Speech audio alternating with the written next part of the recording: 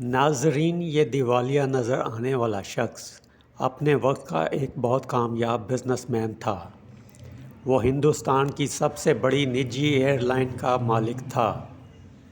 اس کا نام نریش گوئل ہے اور وہ جیٹ ایئر ویز کا بانی اور چیئرمین ہے۔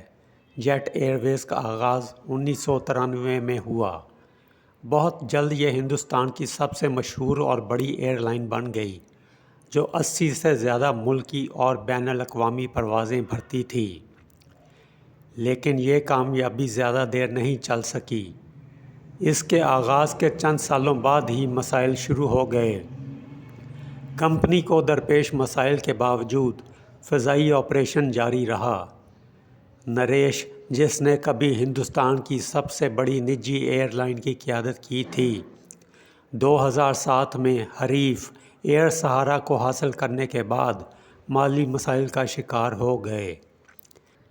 جیٹ ایئر ویز کے زوال کی بنیادی وجوہات میں سے ایک اس کی مالی بد انتظامی تھی۔ ایئر لائن کو بڑھتے ہوئے قرضوں، زیادہ آپریشنل اخراجات اور ہندوستانی ہوا بازی کی مارکیٹ میں سخت مقابلے کا سامنا کرنا پڑا۔ فنڈنگ کو محفوظ بنانے اور قرض کی تنظیم نو کی کوششوں کے باوجود مالی پریشانیاں تباہ کن ثابت ہوئیں۔ آخر کار جیٹ ایئر ویز نے اپریل 2019 میں اپنا آپریشن بند کر دیا۔